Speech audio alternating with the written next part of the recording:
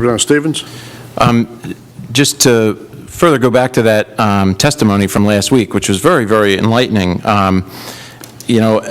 Again, the professor explained to us that at Graterford, they have cable television for inmates. And as a matter of fact, a TV is something that an inmate can buy at the commissary. I believe it was $150, if I'm not mistaken. Poker chips, playing cards, a number of different leisure items. And as a matter of fact, when it comes to other activities that might be able to preoccupy, and by the way, he was talking about people serving life in prison for murder. When it comes to other activities, here was his testimony. He raised a particular question as it related to suntan lotion with an SPF factor of 30 that is available at the prison commissary. As he went on to read, he said, but that's even more so. The volleyball court, which is sand, is also labeled the beach, where guys hang out and get suntans.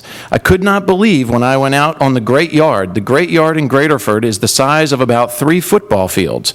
I watched a softball game. There's an A League and a B League. The A League is the equivalent of really good softball, and they're into it. During those hours that they're playing softball, by the way, there's an all-star game.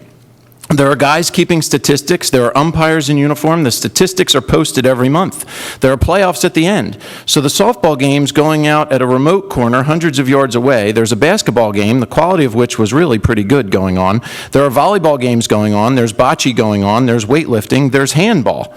So, it seems like there's an awful lot of activity for these inmates to participate in to keep them out of trouble that maybe, we don't need to have them go and buy the TV and then pay for cable as opposed to paying our victims back their restitution. It seems like all these other amenities might be something that they could participate in to keep their minds moving so that they don't find themselves in trouble.